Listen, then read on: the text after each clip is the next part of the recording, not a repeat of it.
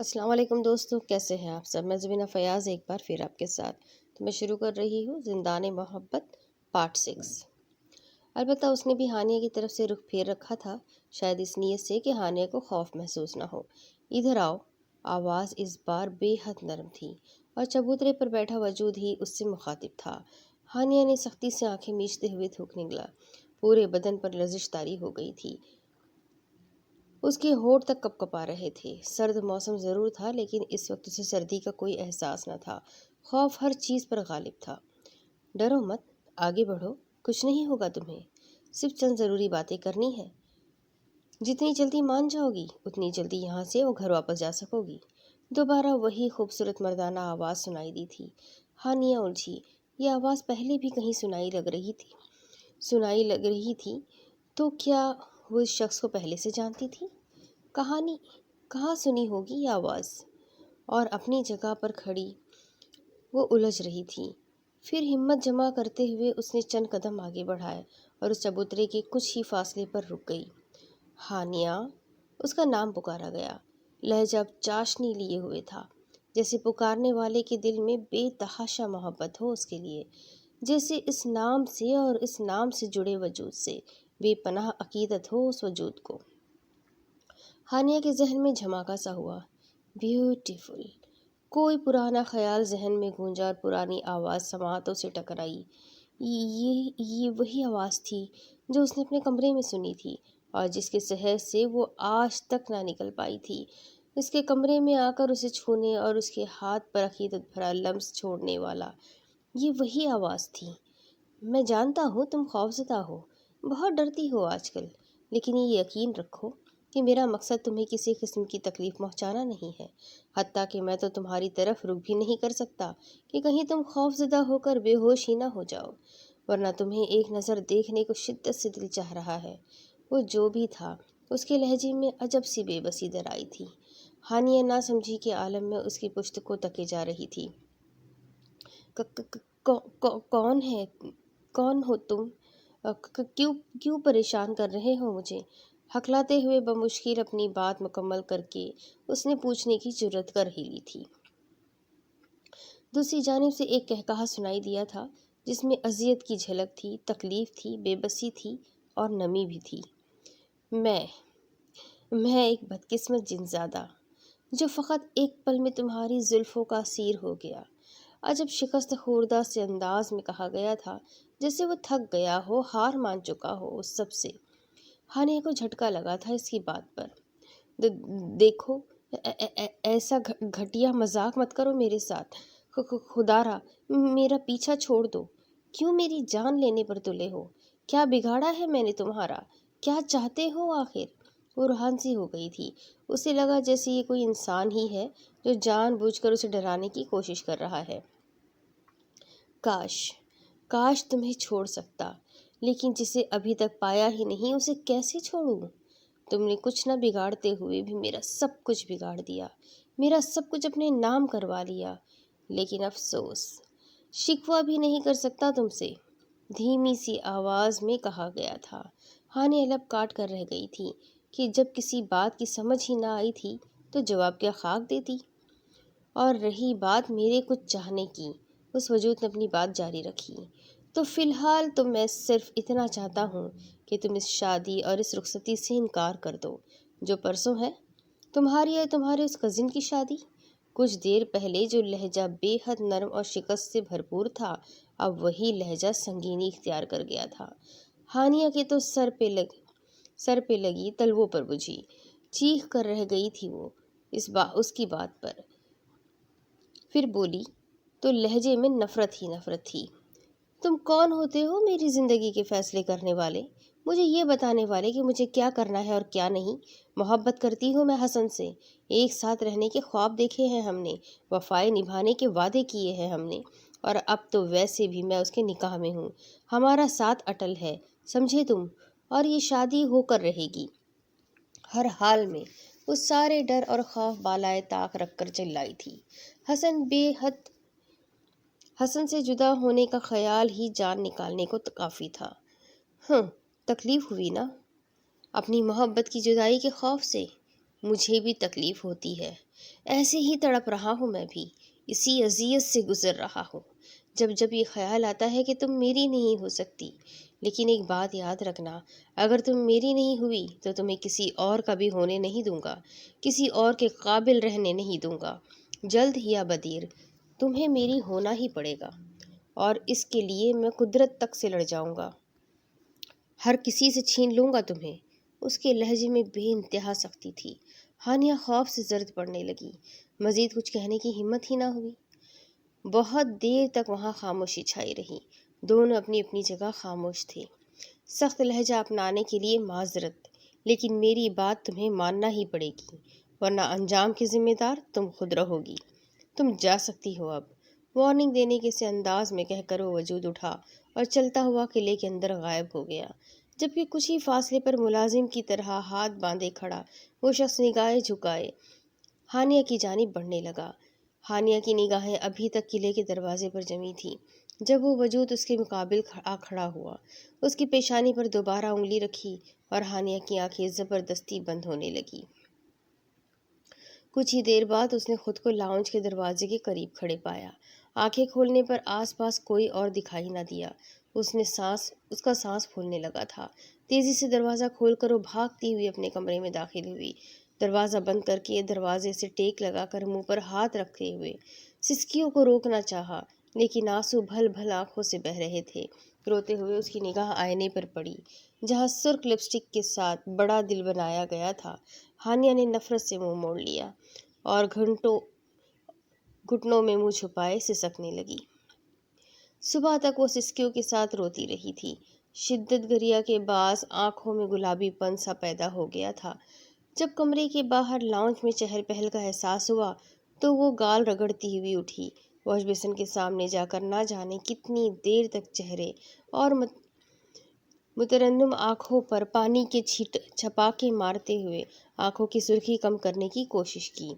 تولیے سے چہرہ رگڑنے کے بعد نظریں آئینے میں موجود اپنے عکس پر جمائیں۔ چہرے کی سرخی اور آنکھوں کی سوجن صاف بتا رہی تھی کہ وہ کافی دیر روتی رہی ہے۔ تھک کر وہ باتھ روم سے نکل کر بیڈ پر آ بیٹھی۔ ذہنی الجھن اور پریشانی میں مزید اضافہ ہی ہوا تھا۔ دل میں ایک عجیب سا ڈر تھا جسے وہ لاکھ کوشش کے باوجود ختم کرنے میں ناکام ہو رہی تھی۔ ڈریسنگ میرر سے دل کا نشان وہ بے دردی سے پہلے ہی مٹا چکی تھی۔ کچھ ہی دیر بعد کومل اس کے کمرے میں چلی آئی۔ کیا ہو رہا ہے دلہن صاحبہ؟ لگتا ہے میڈم ابھی سے شرمانے کی پریکٹس کر رہی ہے تاکہ کل حسن بھائی کو شرما شرما کر دکھا سکے، کومل شوق لہجے سے کہتی دھپ سے اس کے برابر آ کر بیٹھ گئی۔ ہانیہ نے چہرے پر ہاتھ پھیر کر خود کو نارمل کرنا چاہا، لیکن اس کی طرف رخ کرنے سے گریز ہی برتا، نہ ہی اس کی بات کا کوئی جواب دیا کہ کہیں بات کرنے سے پہلے آنکھوں سے آنسو ہی نہ بہہ نکلے۔ کیا ہوا ہانیہ؟ جواب نہیں دیا تم نے؟ اتنی خاموش کیوں ہو؟ کومل نے آگے کو جھک کر اس کا چہرہ دیکھا، پھر چونک گئی۔ تم رو رہی ہو؟ وہ حیرت سے چلائی۔ ہانیہ لب کاٹ کر رہ گئی اس کی بات پر۔ نہیں، وہ بس ایسے ہی، کمزور سے لہجے میں ہانیہ نے صفائی پیش کرنے کی کوشش کی۔ بی بریو یار، یہ وقت تو ہر لڑکی پر آتا ہے۔ میں جانتی ہوں پیرنٹس کو چھوڑنا بہت مشکل ہوتا ہے ہم لڑکیوں کے لیے، لیکن تم تو اس حوالے سے بہت خوش قسمت ہو کہ یہیں پڑوس میں ہی بیاہ کر جا رہی ہو۔ دیوار سے دیوار ملی ہے دونوں گھروں کی، جب چاہو ادھر آ جاؤ، جب چاہو سسرال چلی جاؤ۔ ارے رونے کی کیا بات ہے پگلی، چپ ہو جاؤ، بالکل چپ۔ ماں باپ کی جدائی کے خیال نے اس کا پردہ رکھ لیا تھا، ورنہ وہ ایسی حالت میں نہ تھی اس وقت کے کسی بھی سوال کا جواب دے سکتی۔ البتہ کومل کی باتوں پر آنکھیں پھر سے نم ہو چکی تھی۔ کومل نے اسے اپنے ساتھ لگاتے ہوئے تسلی دینے کی کوشش کی۔ چند لمحوں بعد ہانیہ کی حالت قدرے بہتر ہوئی تو وہ سیدھی ہو کر بیٹھی، کچھ سوچ کر کومل کی طرف متوجہ ہوئی۔ کومل، ایک کام کرو گی میرا؟ بھررائی ہوئی آواز میں اس سے پوچھا تھا۔ کومل نے سوالیہ نگاہوں سے اسے دیکھا، پھر اس بات میں سر ہلا دیا۔ مجھے حسن سے ملنا ہے، بہت ضروری بات کرنی ہے اس سے، پلیز کسی بھی طرح ایک ملاقات ارینج کروا دو۔ اس کا ہاتھ تھامے وہ منت کر رہی تھی۔ कोमल ने हैरत से उसे देखा। सिर्फ एक ही तो दिन बाकी है हानि। जहाँ इतने दिन वेट किया वहाँ एक दिन और वेट कर लो। अब तो दोनों घरों में मेहमान आ चुके हैं। ऐसे में तुम दोनों का मिलना कुछ मुनासिब नहीं लगता मुझे। और फिर अपने रिश्तेदारों का तो तुम्हें पता है, ज़रा सी बात का बतंगड़ बना देते हैं। किसी की नज़र पड़ गई तो 100 बातें करेंगे। कोमल ने उसे समझाने की कोशिश की। तुम समझ नहीं रही हो कोमल, मेरा उससे मिलना बहुत ज़रूरी है और आज ही मिलना ज़रूरी है, सिर्फ चंद मिनट के लिए प्लीज़। वो रूहान से होने लगी। कोमल ने परेशानी से उसे देखा। क्या बात है हानिया, कोई मसला है क्या? कैसी किसी टेंशन में हो तुम? मुझे बताओ तो, हो सकता है मैं कोई हल निकाल लूँ। और अगर हल ना भी निकाल सकी तो हसन भाई तक तुम्हारा पैगाम तो पहुंचा ही दूंगी। कोमल उसकी हालत और उसकी बेचैनी को देखकर खुद भी परेशान सी हो गई थी। हानिया लब काटती खामोश रह गई। तुम सिर्फ ये पैगाम दे देना हसन को कि मुझे आज हर हाल में उससे मिलना है, किसी भी तरह, बस। वो कतई लहजे में कह गई। कोमल चंद लम्हे उसे देखती रही। ठीक है, कह दूंगी हसन भाई से। और मैं करती हूँ कुछ। आज रात मेहंदी के फंक्शन के बाद कोशिश करूंगी कि तुम दोनों को मिलवा सकूं। ठीक है? अब परेशान होना बंद करो, वरना सब सवाल जवाब करने लगेंगे तुमसे। कोमल की बात पर हानिया फकत सर हिलाकर रह गई थी। सारा दिन हानिया ने बेचैनी के आलम में गुजारा। सहपहर में मेहरुन्निसा ने उसे कोमल के साथ पार्लर के लिए रवाना कर दिया।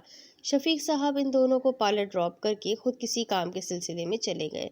मेहंदी वगैरह लगवा कर रात 8 बजे इन दोनों की वापसी हुई। तब तक घर में मजीद मेहमान भी आ चुके थे। घर को बहुत खूबसूरती से सजाया गया था। लॉन में मेहंदी के फंक्शन का इंतज़ाम किया गया था, जहां दुल्हा और दुल्हन के लिए फूलों से सजा झूला मौजूद था। हानिया को कुछ देर आराम की गर्ज से उसके रूम में भेज दिया गया, लेकिन सुकून तो एक पल को मुयस्सर न था। वो जले पीर की बिल्ली की तरह इधर से उधर चकराती रही। 9 बजे कोमल के साथ ब्यूटिशन उसके कमरे में आई। मेहंदी का लिबास जेबतन करने के बाद हानिया स्टूल पर बैठी थी, जबकि ब्यूटिशन अपनी महारत का इस्तेमाल करते हुए उसके नकोश को मज़ीद जाजिब नज़र बनाने में मगन थी। कोमल भी एक जानिब अपनी तैयारी कर रही थी। हानिया किसी संगी मुजस्समे की मानिंद चुपचाप बैठी थी। आंखें खुश्क हो चुकी थी, लेकिन हर गुजरते लम्हे के साथ दिल का डर बढ़ता ही जा रहा था। रात की वो धमकी बार बार कानों में गूंजती और उसके पूरे वजूद में वहशत सरायत कर जाती।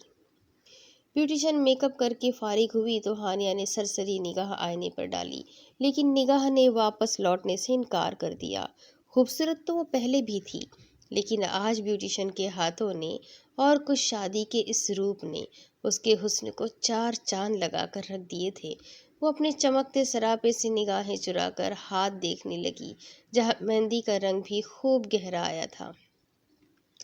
हसन भाई के नाम की मेहंदी का रंग बताता है कि वो तुमसे बेतहाशा मोहब्बत करते हैं।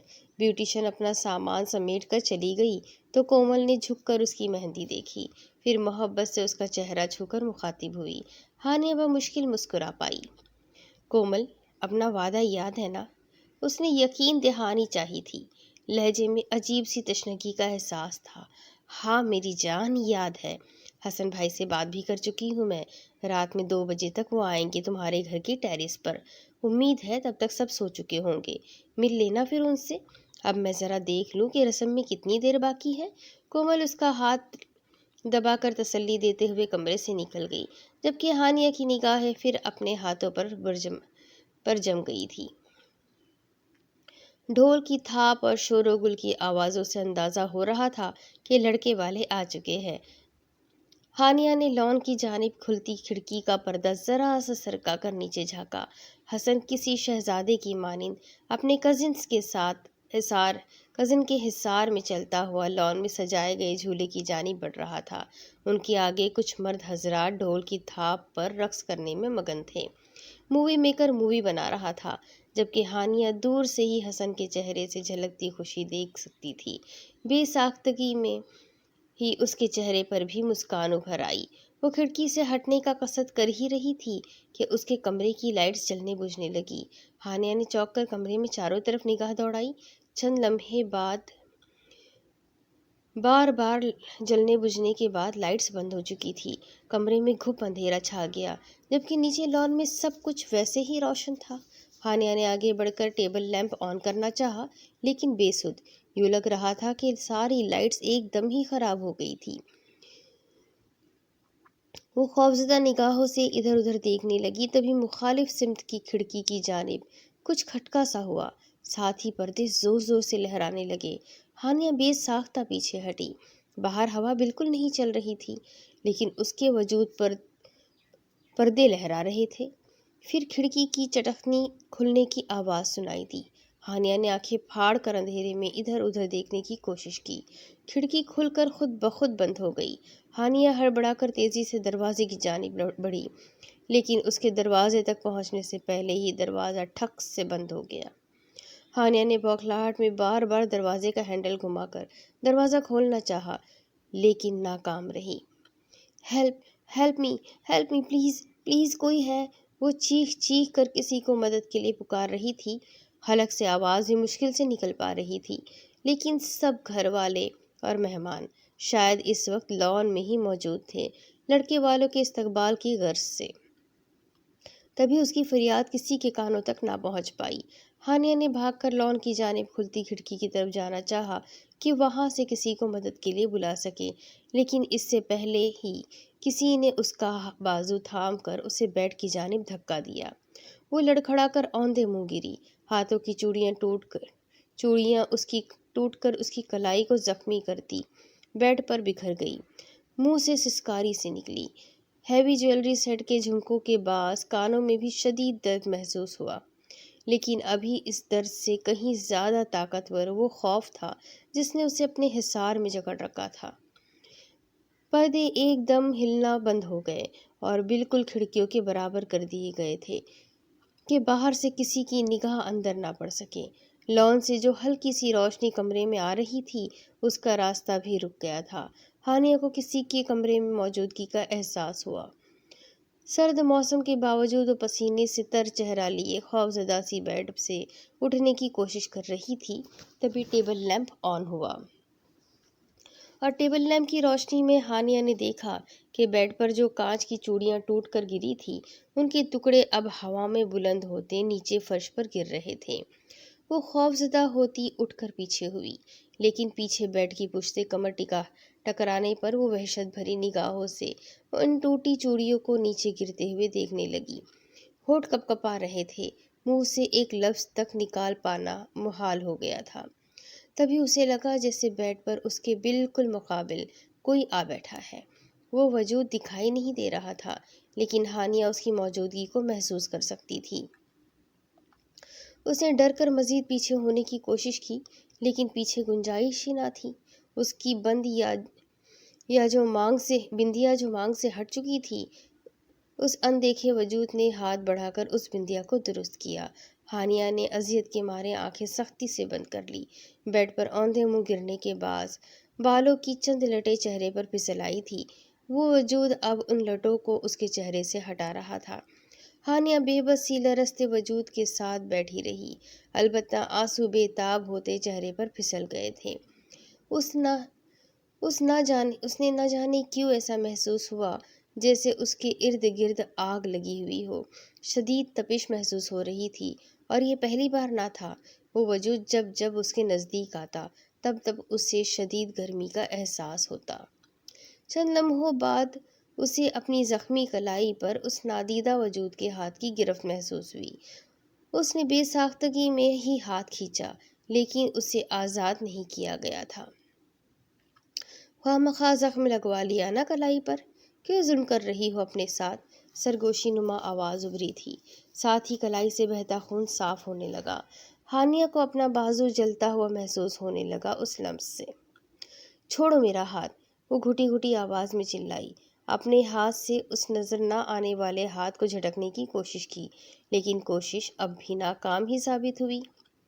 کچھ دیر بعد جب اس نے تھک کر کوشش ترک کر دی تو اس کا ہاتھ آزاد کر دیا گیا، لیکن وہ کوشش کے باوجود بیڈ سے اٹھ کر اس سے فاصلے پر نہ ہو پائی۔ کتنا دور بھاگو گی مجھ سے؟ تمہیں کہیں جانے نہیں دوں گا میں۔ جب جب میں چاہوں گا تم کسی کچی ڈور سے کھنچتی ہوئی میری طرف چلی آؤ گی۔ کہا تھا نا کہ مجبور مت کرو زبردستی کرنے پر۔ پیار سے سمجھایا تھا تمہیں، لیکن نہیں مانی میری بات۔ تمہیں تو میں کوئی تکلیف پہنچانے کا سوچ بھی نہیں سکتا۔ ہاں، البتہ تمہاری وجہ سے اگر تمہارا وہ کزن جان سے گیا تو مجھ سے شکایت مت کرنا پھر۔ سنگین لہجے میں دھمکی دی گئی تھی۔ ہانیہ کے رونگٹے کھڑے ہو گئے۔ نہیں، تم ایسا کچھ نہیں کرو گے، خدا کا واسطہ ہے تمہیں، میرا پیچھا چھوڑ دو، بخش دو مجھے، وہ ہاتھ جوڑتے ہوئے گڑ گڑائی تھی۔ دوسری جانب چند لمحے خاموشی چھائی رہی۔ مت کرو ایسے، بہت عقیدت ہے تمہارے لیے میرے دل میں، تمہاری کوئی بات ٹالنا بھی میرے لیے گناہ کا درجہ رکھتا ہے، لیکن تمہاری یہ بات نہیں مان سکتا میں، تم سے دور نہیں جا سکتا اب۔ جو راستہ یا جو شخص مجھے تم سے الگ کرنے کی کوشش کرے گا اسے کاٹ کر پھینک دوں گا میں۔ نہ جانے کیسی ضد تھی اس لہجے میں کہ ہانیہ خوف سے ٹھٹر کر رہ گئی۔ وہ روتی چلی رہی۔ رونا بند کرو ہانیہ، تمہارے یہ آنسو بہت تکلیف دیتے ہیں مجھے۔ مان کیوں نہیں جاتی تم؟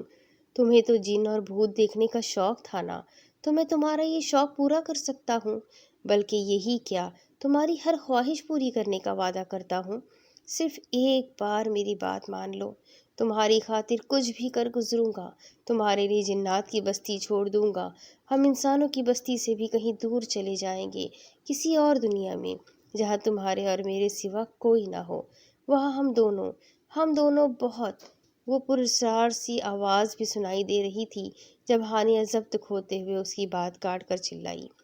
نہیں دیکھنا مجھے کوئی بھوت، نہیں جانا مجھے کسی بھوت کی نگری میں یا کسی اور جہاں میں۔ بھوت کو دیکھنے کی خواہش میری زندگی کی سب سے بڑی حماقت تھی۔ مجھے نہیں معلوم تھا کہ اس خواہش کی تکمیل کے سلسلے میں تم کسی مصیبت کی طرح میرے گلے پڑ جاؤ گے۔ تمہیں سمجھ کیوں نہیں آتی یہ بات کہ تم کسی اور دنیا کے ہو، میں کسی اور دنیا کی، اگر مٹی کا ملاپ کسی صورت نہیں ہو سکتا۔ تم قدرت کی بنائی گئی حدود کو پار کرنے کی کوشش مت کرو، دفع ہو جاؤ میری زندگی سے، وہ چیخ چیخ کر کہہ رہی تھی۔ ساتھ ہی سسکیاں سنائی دے رہی تھی اس کی۔ اس نے ہاتھوں میں چہرہ چھپایا تو چوڑیوں کی کھنک گونج اٹھی۔ باہر سے کسی کے ہنسنے اور بولنے کی آواز سنائی دے رہی تھی، شاید لڑکیاں ہانیہ کو رسم کے لیے لینے آئی تھیں۔ ٹھیک ہے، تو اب مجھے بھی کوئی پرواہ نہیں تمہیں حاصل کرنے کی کوشش میں، اگر مجھے کسی کی جان لینی پڑے تو میں یہ بھی کر جاؤں گا، پھر چاہے مرنے والا تمہارا شوہر ہی کیوں نہ ہو۔ سرد و سپاٹ سی آواز ابھری اور پھر کھڑکی کھلنے کی آواز سنائی دی۔ چند سیکنڈز بعد کھڑکی اپنے آپ بند ہو گئی۔ کھڑکی کی بند ہوتے ہی دروازہ کھلا اور 3 سے 4 لڑکیاں اندر داخل ہوئی، جن میں کومل بھی تھی۔ ہانیہ نے نامحسوس سے انداز میں اپنی زخمی کلائی دوپٹے کی اوٹ میں چھپا لی۔ چلیے میڈم، باہر آپ کو یاد فرمایا جا رہا ہے، ایک لڑکی نے شوخی بھرے انداز میں کہا۔ وہ سب آپس میں ہی باتیں کرنے میں مشغول تھیں، تبھی ہانیہ کے روئے ہوئے چہرے پر کسی نے غور نہیں کیا۔ کومل نے نیٹ کا دوپٹہ اس کے سر پر اڑایا اور گھونگھٹ نکال کر اس کا چہرہ چھپا دیا۔ پھر ایک اور دوپٹے کے سائے میں وہ سب ہانیہ کو لیے ہوئے رسم کے لیے لان کی جانب بڑھ گئیں۔ مہندی کا فنکشن ختم ہوتے ہی اسے اس کے کمرے میں بھیج دیا گیا۔ باہر ہوتے شور شرابے سے اس کا دل ایک دم اچاٹ ہو کر رہ گیا تھا۔ دل کسی سوکھے پتے کی مانند لرز رہا تھا۔ تبھی اس نے کومل کو اپنے پاس ہی ٹھہرا لیا۔ اس کی حالت ابھی تک سنبھل نہیں پائی تھی، بی پی لو ہو رہا تھا، سر میں شدید درد تھا۔ کومل نے اسے میڈیسن لینے کے بعد آرام کرنے کو بھی کہا، لیکن وہ اب سونے سے بھی خوفزدہ ہو چکی تھی۔ بہرحال کومل اس کے ساتھ ہی لیٹ گئی۔ 2:15 بجے تک ہنگامے سرد ہوئے تو حسن چھپتا چھپاتا کسی طرح ان کے ٹیرس تک پہنچا، پھر کومل کے نمبر پر میسج چھوڑا۔ کومل نے پہلے باہر نکل کر راستہ صاف ہونے کی تسلی کی، پھر بغیر قدموں کی چاپ پیدا کیے ہانیہ کو لے کر چھت پر چلی آئی۔ میں نیچے سیڑھیوں کے پاس ہوں، 10 منٹ تک بات کر لو، کوشش کرنا جلدی نیچے آ جاؤ، کیونکہ کب کوئی جاگ جائے کوئی خبر نہیں، سرگوشی نما آواز میں ہانیہ سے کہہ کر کومل سیڑھیوں کے آغاز پر ہی رک گئی۔ ہانیہ لب کاٹتی کنفیوز سی سیڑھیاں چڑھ گئی۔ وہ مہندی کا لباس بدل چکی تھی، میک اپ بھی صاف کر لیا تھا، اب بالکل سادگی کی حالت میں تھی۔ سیڑھیاں چڑھتی وہ اوپر آئی تو حسن کو اوپر موجود پایا۔ چند دن پہلے کا واقعہ اس کے ذہن میں گردش کرنے لگا، جب وہ حسن سمجھ کر لان میں آئی تھی اور اسے اس قلعے کی طرف لے جایا گیا تھا۔ پہلے دل چاہا واپس مڑ جائے کہ ایس پی فورڈ مرضی کے خلاف کہیں یہ بھی کوئی دھوکہ ہی نہ ہو۔ وہ ابھی اسی سوچ میں گم تھی جب حسن پلٹا اور اسے دیکھ کر اس کی جانب بڑھنے لگا۔ ہانیہ خوفزدہ ہو کر 2 قدم پیچھے ہٹی، یہ خیال کیے بغیر کہ وہ سیڑھیوں کے اختتام پر کھڑی ہے۔ قدم پیچھے لینے کے بعد وہ لڑکھڑائی تھی۔ اس سے پہلے کہ گرتی ہوئی سیڑھیوں سے ٹھوکریں کھاتی نیچے جاتی، حسن نے تیزی سے آگے بڑھ کر اسے ہاتھ سے تھام کر اپنی جانب کھینچا۔ یہ سب بہت اچانک ہوا تھا۔ ہانیہ نے سر اٹھایا تو اس کے چہرے پر ہوائیاں اڑی ہوئی تھیں۔ کیا ہو گیا ہے ہانی؟ پاگل تو نہیں ہو تم؟ دھیان کہاں ہے تمہارا؟ ابھی اگر سیڑھیوں سے گر جاتی تو؟ حسن نے اسے اس کی غائب دماغی پر سرزش کی، لیکن پھر ہانیہ کی سفید پڑتی رنگت کو دیکھ کر چونک گیا۔ کیا ہوا ہے ہانی؟ تم اتنی ڈری سہمی ہوئی سی کیوں ہو؟ ایک دم شدید پریشانی جھلکنے لگی تھی اس کے لہجے سے۔ ہانیہ کے حلق میں نمکین گولا سا پھنسنے لگا۔ کچھ بولنے کی کوشش میں فقط ہکلا کر رہ گئی وہ۔ حسن نے تشویش سے اسے دیکھا، پھر اس کا ہاتھ تھام کر ایک جانب لے آیا، وہاں پڑے بینچ پر اسے بٹھایا اور خود اسے مقابل بیٹھ گیا۔ کیا بات ہے ہانی؟ کچھ بولو پلیز، اس کا چہرہ ہاتھوں کے پیالے میں لے کر درخواست کی گئی، جبکہ نگاہیں اس کی نگاہوں میں ہی گڑی تھی جہاں بیک وقت کئی جذبات موجود تھے: ڈر، خوف، غصہ، بے چینی، اضطراب، بے بسی اور وحشت۔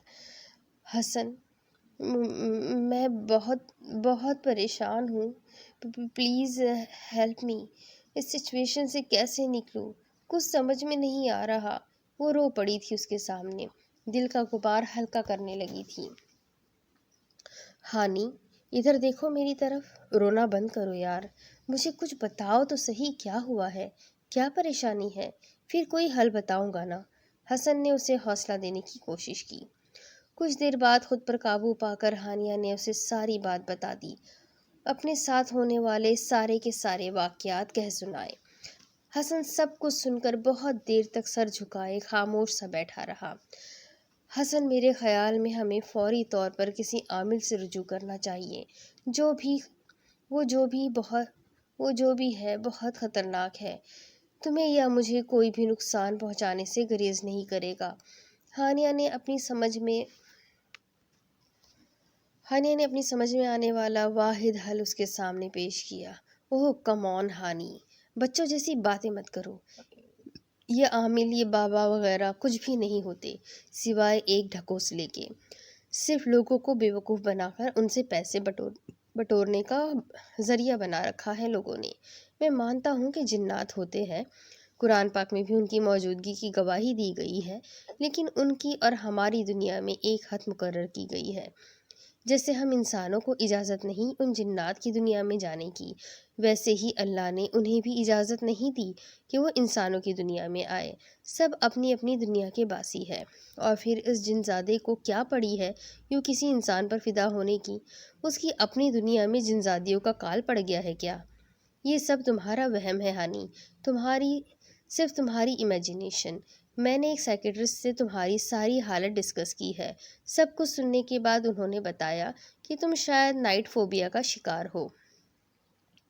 یہ بھی ایک نفسیاتی بیماری ہے جس میں انسان اندھیرا پھیلتے ہی خوفزدہ ہونے لگتا ہے، اپنے سائے سے بھی ڈرنے لگتا ہے۔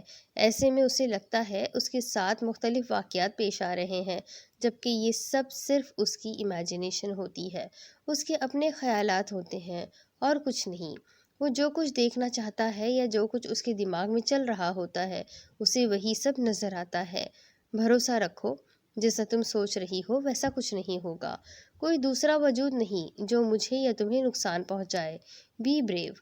حسن کی باتوں پر ہانیہ شاکڈ ہی تو رہ گئی تھی، مطلب وہ اس کے ساتھ پیش آنے والے ان تمام واقعات کو جھٹلا رہا تھا۔ لیکن حسن، وہ سب میری امیجینیشن نہیں تھی، میں نے خود… وہ ہکلاتے ہوئے اسے یقین دلانے کو کچھ کہنے جا رہی تھی جب حسن نے اس کا ہاتھ تھاما۔ یہ وقت ان باتوں کا تو نہیں ہے ہانی، گولڈن ٹائم ہے یہ ہمارے لیے۔ ہم اپنی زندگی کے قیمتی لمحے ان فضول باتوں میں کیوں ضائع کر رہے ہیں؟ کسی کو کچھ نہیں ہوگا، اگر کچھ ہونا ہوتا تو اب تک ہو چکا ہوتا۔ چلو مان بھی لیا کہ یہ سب تمہاری امیجینیشن نہیں، جو کچھ تم نے بتایا سب سچ ہے، لیکن یہ بھی سوچو کہ اب یہ سب کر کے اسے کیا ملے گا؟ اب جب کہ ہمارا نکاح ہو چکا ہے، شرعی طور پر ہم میاں بیوی ہے، کل تو صرف رخصتی کا فریضہ ادا ہونا ہے۔ بنیادی چیز نکاح ہے۔ اگر اسے روکنا ہی ہوتا تو وہ اس نکاح کو روکتا۔ نکاح ہو جانے کے بعد باقی بچتا ہی کیا ہے جو وہ یوں تمہیں دھمکائے گا؟ ڈونٹ وری، سب ٹھیک ہو جائے گا۔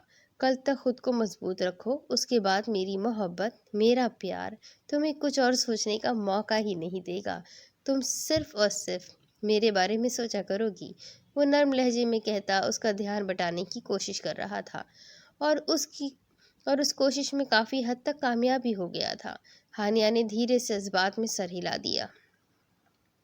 ویسے یہ ناانصافی ہے میرے ساتھ۔ مہندی کی رسم کے دوران تمہارے چہرے پر گھونگھٹ ڈال دیا گیا، اور اب یہ سوچ کر آیا تھا میں کہ اپنی مہندی کی دلہن کو لائیو دیکھوں گا کہ کیسی لگ رہی ہے، لیکن یہاں تو دل کے سارے ارمانوں پر پانی ہی پھیر دیا تم نے۔ میک اپ تو چلو صاف کر ہی دیا، مہندی کا لباس تک بدل کر آئی ہو، ظالم لڑکی، وہ مصنوعی خفگی سے کہہ رہا تھا۔ ہانیہ کے گالوں پر سرخی سی چھانے لگی، جبکہ لبوں پر شرمگی مسکراہٹ آ ٹھہری۔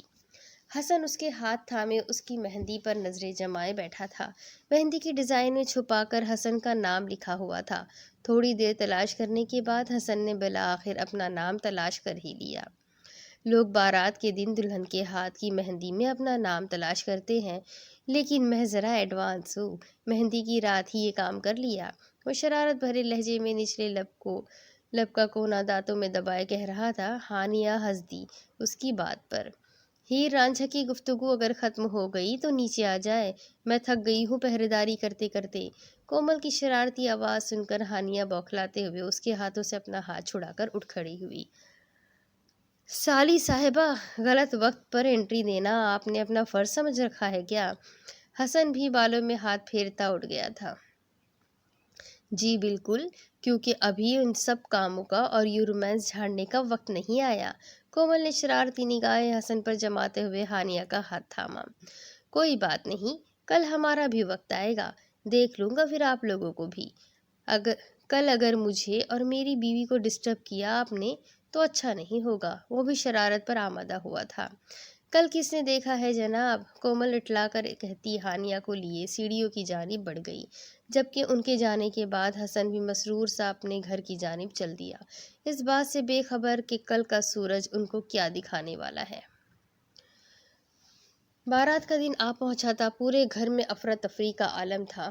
سب مہمان خوشیوں سے چمکتے چہرے لیے ادھر سے ادھر اپنی اپنی تیاریوں میں مگن تھے، لیکن ایک جانب شفیق صاحب اور مہر النساء تھے جو کام کرتے ہوئے کونوں میں چھپ چھپ کر آنسو بہا رہے تھے۔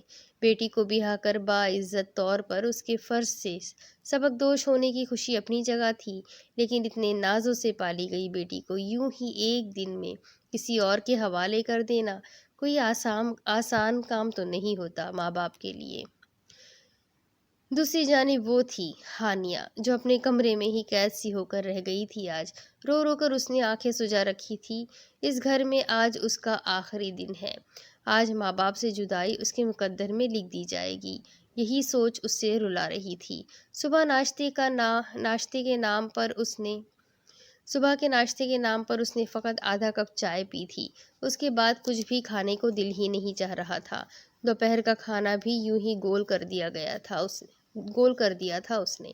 حسن کی سنگت کا احساس دل میں خوشیوں کے سمندر میں موج زن پیدا کر رہا تھا، تو دوسری جانب اپنے ماں باپ سے بچھڑنے کا احساس دل کو تڑپا رہا تھا۔ بظاہر کچھ بھی غیر معمولی نہیں تھا، لیکن پھر بھی نہ جانے کیا بات تھی کہ اس کا دل سہم جا رہا تھا۔ سپہر 3 بجے کے قریب اسے پارلر کے لیے روانہ کر دیا گیا۔ آج بھی کومل ہی اس کے ساتھ تھی۔ بیوٹیشن بار بار اسے رونے سے منع کر رہی تھی کہ رونے کے باعث میک اپ کرنا مشکل ہو رہا تھا، تبھی وہ ضبط کیے بیٹھی تھی۔ اس کا بی پی لو ہو رہا تھا شاید۔ بار بار دل گھبرانے لگتا، سر میں بھی شدید درد شروع ہو چکا تھا۔ رات 9 بجے بارات کی آمد ہونی تھی اور 8:45 تک ہانیہ کو ہال میں برائڈل روم میں پہنچا دیا گیا تھا۔ اب اس کے آگے کی سٹوری میں آپ کو اگلی قسط میں سناتی ہوں کہ آگے کیا ہوگا، یہ شادی، یہ رخصتی کیسے ہوگی اور وہ جنزاد کیا کرے گا۔ یہ سب کچھ جاننے کے لیے میرے ساتھ بنے رہیں، اگلی قسط میں پھر ملیں گے، تب تک کے لیے اللہ حافظ۔